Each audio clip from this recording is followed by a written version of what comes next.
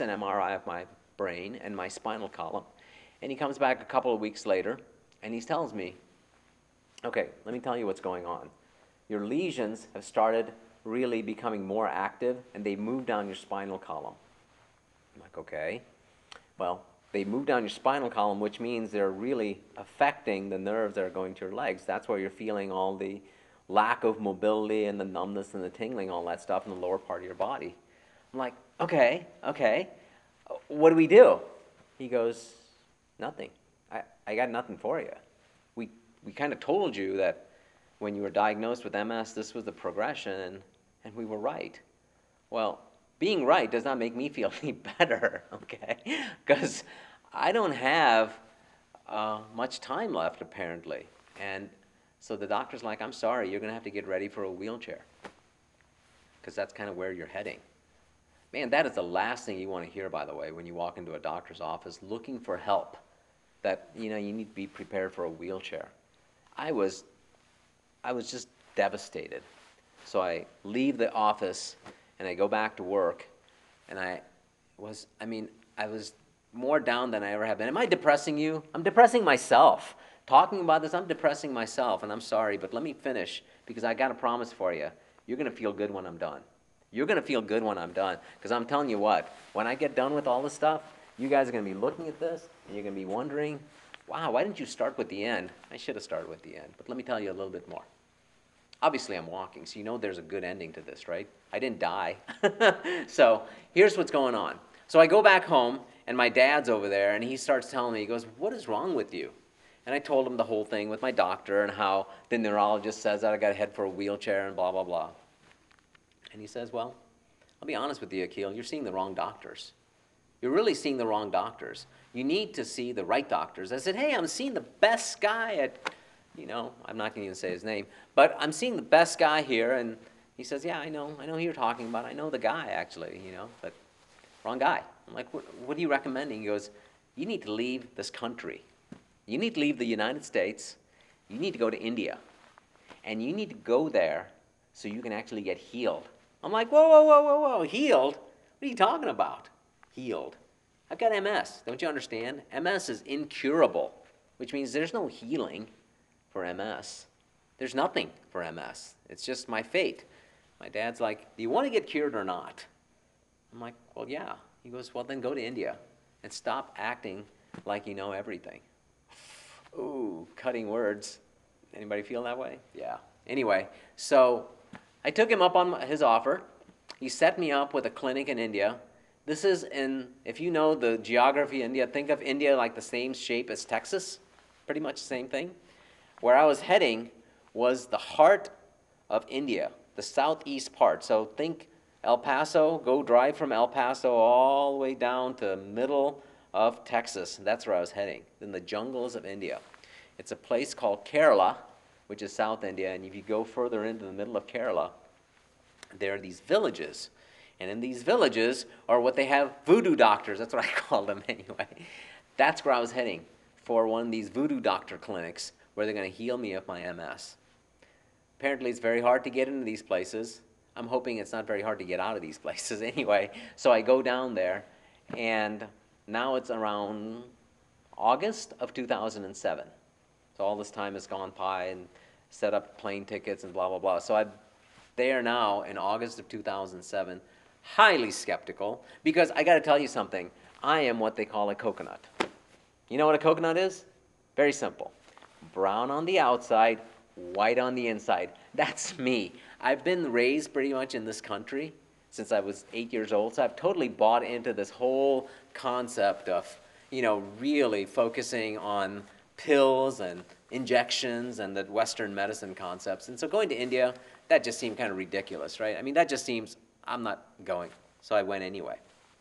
So I'm there, Mr. Skeptic, Mr. Know-It-All, the ugly American, and I'm at this clinic, and they start going through all these things. I'm going to save the long, boring part of this and get right to the point. 7 days into this treatment process in India, using herbs and oil massages and diet and exercise and yoga and all that stuff. 7 days after this, something amazing happened to me that I have not felt for months. You know what it was? I woke up felt something. I felt blankets on my legs. Wow, you think. Well, at least that's what I thought. I'm like, I can feel blankets. I was not feeling anything because I was numb from here down. You understand? I was numb from here down. So feeling blankets is a big deal. So I jump out of bed and I fall down. Okay, I don't have all my mobility back, but at least I have some feeling back, right? 7 days. 14 days later, I'm walking like I don't have MS. Same treatments. Herbs, lots of massages, lots of dietary changes, lots of exercise changes.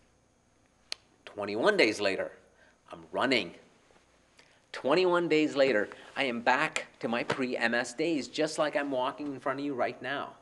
This is amazing to me, but you know what's more amazing? It's not amazing to those people in India. They expected this. Do you understand why that's so amazing? If this is not so remarkable, it could happen for other people too. I'm not telling you that if you got an issue, you should go to India and this is what's going to happen to you. I'm just telling you as a story, this worked for me. And here's the premise that they have in India specifically. They say your body has been designed to heal itself. It's been designed to heal itself. It's a marvelous invention that heals itself. And he goes, let me explain this to you. If you were to take a knife and cut your hand like this, immediately your body starts healing that. Immediately. It doesn't say, oh, let me think about this. Geez, I wonder what's going on. It just immediately starts healing itself. If that's what's going on, you leave it alone, it'll heal. If you keep picking at it and, keep putting stuff on there, put like dirt in there and all these different things, this will get more and more infected. Your body will continue trying to heal it, but if you keep messing with that and abusing this will get to the point where it'll get so infected, you might have to amputate this whole thing. Right? That makes sense to everybody. They're like, yeah, I get that. Why is that any different from the inside? Why is that anything different? If my body is trying to, tear itself up, that's one thing, but it's not. Something has gone wrong in my body that's making my immune system strip the myelin sheath off my nerves. People who've got central nerve issues, there's different things going on. Your body's not designed to do what it's doing. Something's gone wrong. And according to the Indian medicine, it's talking about being out of balance. That's really important. When you're out of balance, your body starts reacting in ways that you don't want it to react. The idea of Eastern medicine is to get you back into balance. That's what they found out for me. They actually asked me enough questions to understand who I was and what my issues were with my body type. And so what they said is, we need to get you back into balance so your body can heal itself. And guess what? It did, right?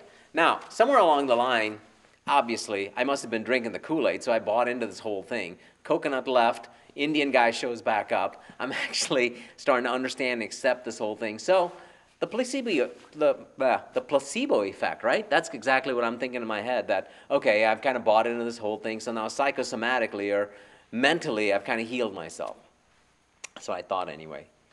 6 weeks go by, I spend all that time in India, and I'm about to leave just happy as anything because I can walk, I can do everything that I used to do before I got MS. The doctor warned me of one thing that's really important. He goes, Akhil, we've taught you now how to get yourself back in balance and stay in balance with exercise and diet and blah, blah, blah. But you got one problem. When you go to the United States, it has one core competency. You know what the core competency is here? What we do as a core. This is our core competency. This is what we're very competent at. You know what that is? Creating stress. We're really good at that. If you don't think so, ask that guy. He'll make you stressed. In a few minutes, he'll make you stressed because that's what we're really good at. We're making stress one of our core capabilities. So he says, my doctor says, when you go back to the United States, stress is a huge cause of your problem. Stress is a significant part of many problems. Right now, Western medicine is just figuring out, just barely figuring out causes of stress. There's so many causes that stress has upon your body and your life. So anyway, here we are, back to the United States. I'm back to my pre-MS days. So I go, you know what? Let's go talk to my neurologist. Remember Mr. Wheelchair? Remember him? Yeah, Mr. Positive Energy. I'm going to go back